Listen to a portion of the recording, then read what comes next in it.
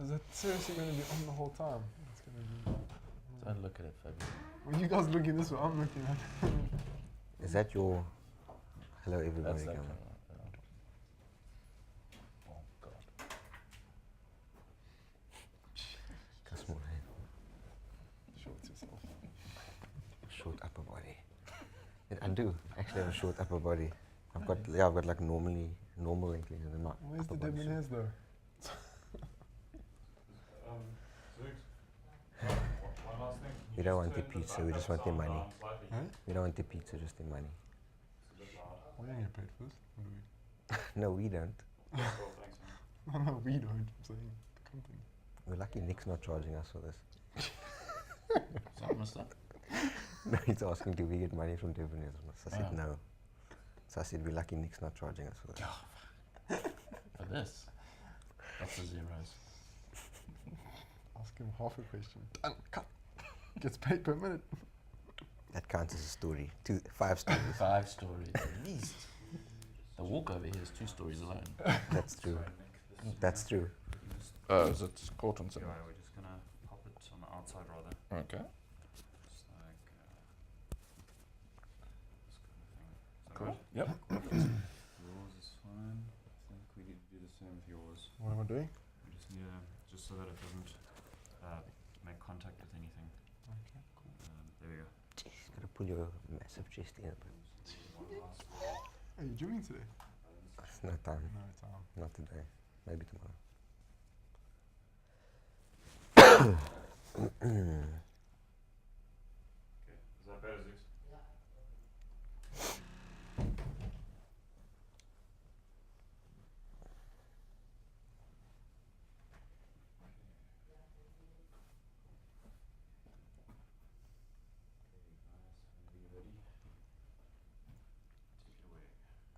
Ready? Yeah. Like let's do this. Welcome to another edition of Kickoff on the Couch, proudly brought to you by Debonaires Pizza. Alongside me, my esteemed colleagues Mark Oman and Nick Sid. Gentlemen, Telkom knockouts this weekend. 4 teams whittled down to 2. Pirates and Free State Stars, the casualties. Mark, Supersport United. Baxter looks like he's getting it right, and obviously doing the double over Pirates in the league and the cup. Your thoughts on that encounter? Yeah, well, a lot was made about this, the 6-1 and whether that had a mental effect on Pirates. I mean, looking at the game, it was pretty much even Steven. I mean, either it was a typical cup game, either team could have won it. I think perhaps Pirates are just, yet to gel under Palacios. They've had a couple of good results, but under Baxter, Supersport, they've just shown that they're very organised. They also sort of slowly gelling to his tactics and sort of oh shit, sorry. I just went blank. Can we cut it out? Maybe let's go from the top. Yeah. Could you just come a little bit more this way? Sorry, guys. Sorry, I just had a brain fart. Do I go close to Yeah, 5? rather. Are we So starting? getting you, because I need to have that slight Or was it off? separation. Yeah, that's better already. Cool. And if you just kind of keep your head straight Towards yeah, Fabio. yeah, Like looking left. yeah. Okay. Then I can get Mick in without any problems. We're starting again from the Yeah, top. sorry. Okay, Jill. Maybe start with Nick, with Alright. Pirates, because I think he wrote that thing about Supersport Pirates and like the. I'm going to ask Nick about Cape Town City. Do you prefer Cape Town City, or I think I was already talking too long I don't about. mind. Whichever but- one you want to do. so you're not happy about? No, like we can. That's fine. Oh, Yeah. I'm just going there. Okay. 'Cause Cool. If I go past you first, then it looks Yeah, yeah, like okay, I'm cool. omitting you. Cool. That's fine. Oh, yeah. Cool. Whenever you're ready. Welcome to another edition of Kickoff on the Couch, proudly brought to you by Debonaires Pizza. Alongside me, my esteemed colleagues Mark Oman and Nick Sid. Gentlemen, this past weekend was Telkom knockouts. 4 teams whittled down to 2, and we've got Supersport and Cape Town City left to battle out in the final. Mark, your thoughts on Supersport and their recent good run of form under Stuart Baxter? Supersport, when Baxter took over, I think Supersport, one of the clubs that we all thought might have a good chance for one of the cups this season. He took over a solid squad, brought about some more organisation, and I think they've been playing that way recently. You can see that they're very organised defensively, and obviously have started scoring a few goals as well.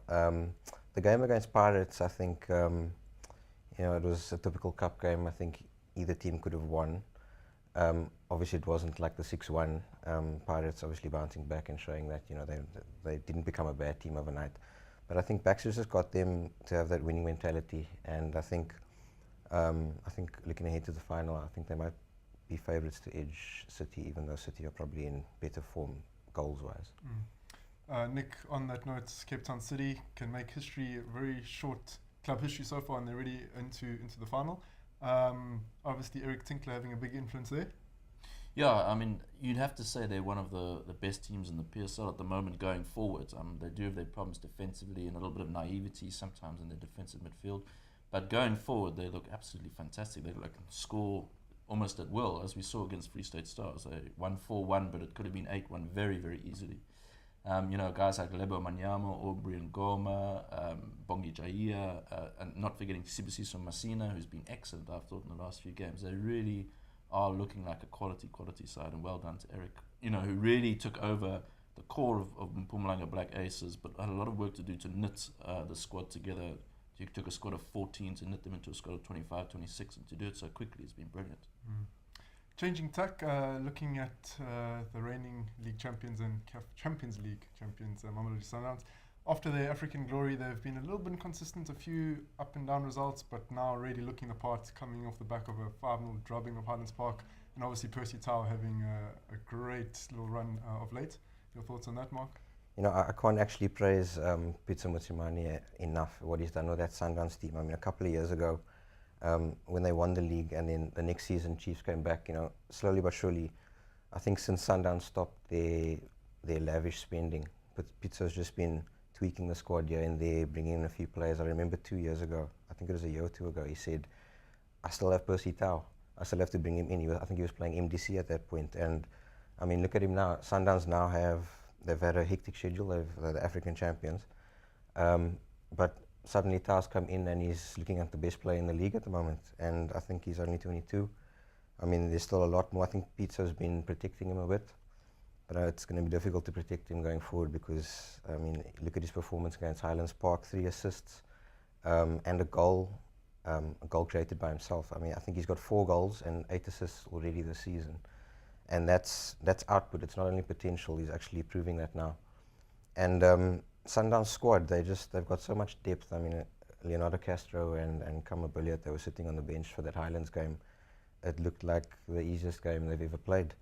And I don't know, I just think that Pitso, what he's done there, that they're playing like a team that understand his tactics completely. As soon as they lose the ball, they get back and they win it. Almost Barcelona-esque, if you don't mind me over-exaggerating. But I really think they've got a good chance in Japan to maybe get to the semi-final. It's going to be interesting. Yeah, looking ahead onto that, Nick, Sundowns next going to... So they've got 2 more local games and then it's Japan. Just what is the mindset going there and mixing it with the best in the world?